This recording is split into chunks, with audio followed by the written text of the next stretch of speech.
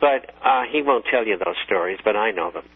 And so he's a good guy to go to, and he handles filters. And doesn't Wendy handle filters in food also? Yeah, she does. Wendy Wilson. Yeah, the beard lady. You can go to her. And, you know, my family has that.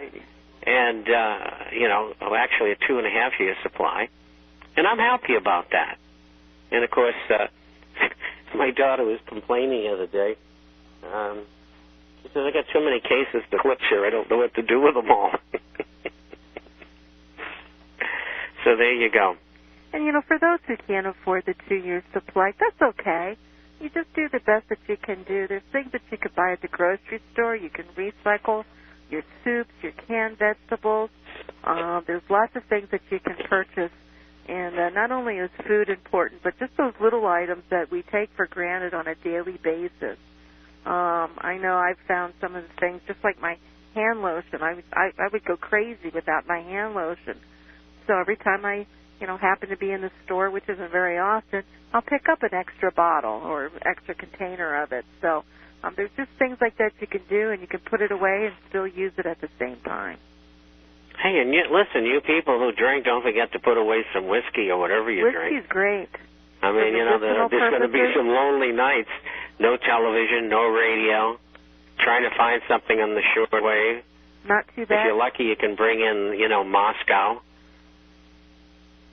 But, yeah, plus it also has medicinal purposes, too. But anyway, a minimum of 3 to 6 months, absolute minimum. And I'll tell you why. I'm getting letters from guys and ladies who are saying, Bob, I've been a subscriber for 5 or 10 years or whatever it is. He says, they tell me, I'm sorry to say, but I'm going to have to wait a while before I renew. I got laid off. I was making $250,000 a year, and I was offered a job for $100,000. You know, what do you do? And of course, I told him to take the job. Beat's not working at all. But the point is, hard times are hitting the upper middle class and the middle class, and so it can hit anybody. And that's why you all got to have that stuff packed away in the proper place, so that if you lose your job, at least you know you're going to eat. You know, another thing too is we've talked about this before, very briefly. Start planting some vegetables. Or, you know, if you live in the South, have a banana tree and a cherry tree and an orange tree and carrots and beans and all those wonderful vegetables. And my daughter was complaining Sunday. She told me that they can't use their electric mower anymore because they don't have enough yard left. And now they have to use the hand mower because they're getting 4 crops a season. So, you know, that's important. 10% of what they eat comes out of their own garden. So think about it. And do you have anybody that deals in organic seeds that you know of? No, but for those of you who don't have large gardens, you can do your 5-gallon buckets. You can have an incredible garden and grow enough food for, you know, a long time and can it. So, you know, there's ways that if you don't have a yard, you can still do it.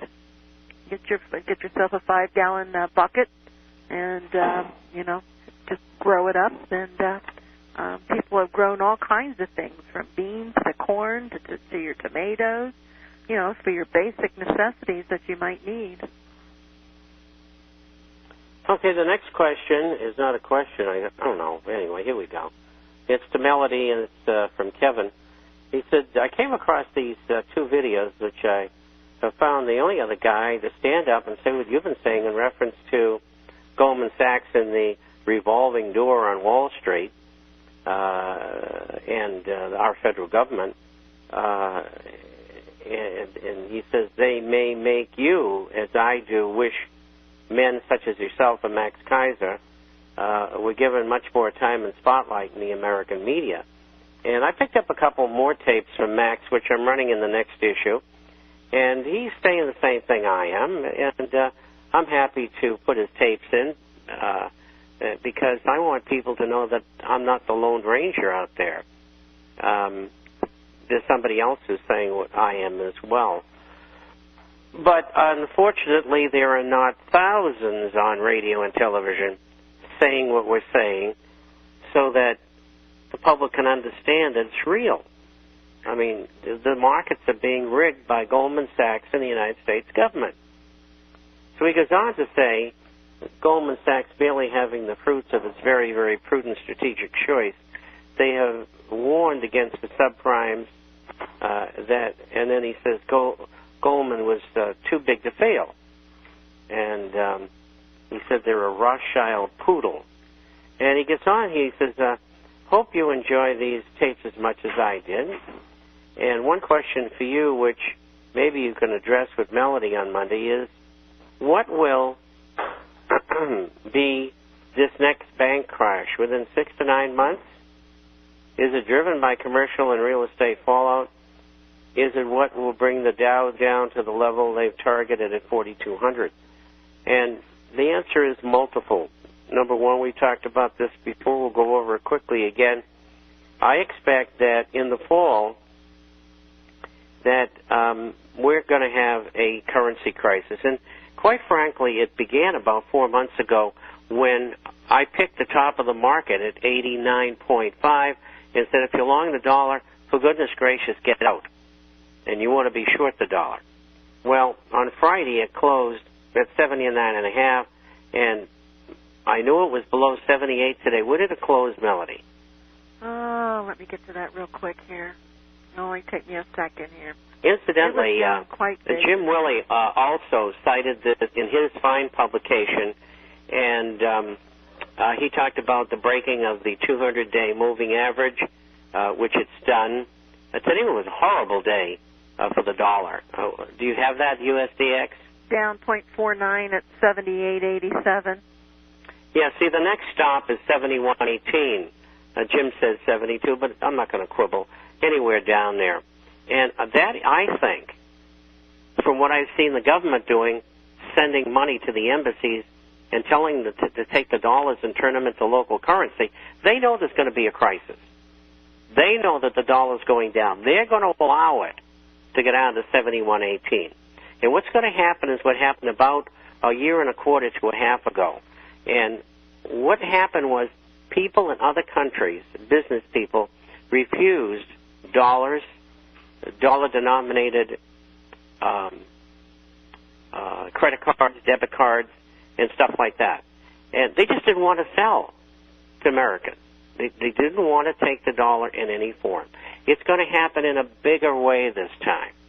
And I think it could lead to a shutdown in the banking system for several days. And I think it'll be used as an excuse by government to do that in order to find out public reaction. It's like a trial run to see what people are going to do. Are they going to freak out? Will they be panicked?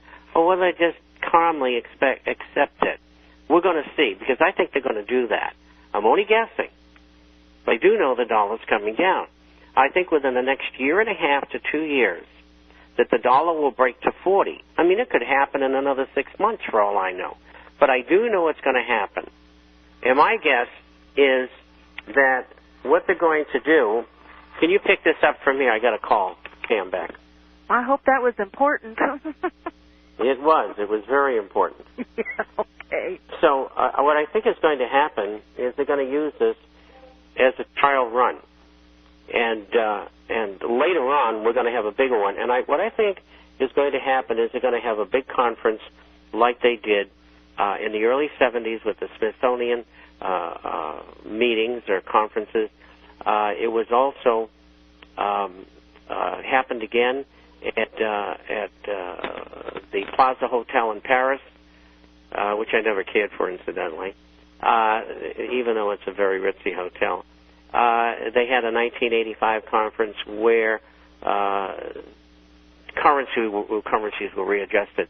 I think this time they're going to have a meeting, and I think they're going to adjust by revaluing and devaluing different currencies against one another, and I think this is going to lead to a situation where the dollar will be devalued, and it will be devalued at today's present rate of probably one new dollar for 3 old ones. That could get worse, but I see that as a minimum. And the rest of the world doesn't want that because their currencies, the big currencies, like in the USDX, are going to go up in value. And they're not going to like it very much because then it's going to make their exports less competitive. But, you know, the U.S. doesn't export much anymore anyway. But what it will do is make that T-shirt from Hong Kong or China or Mexico or wherever it came from that's imported into the United States. It will no longer cost $1. It'll cost $3.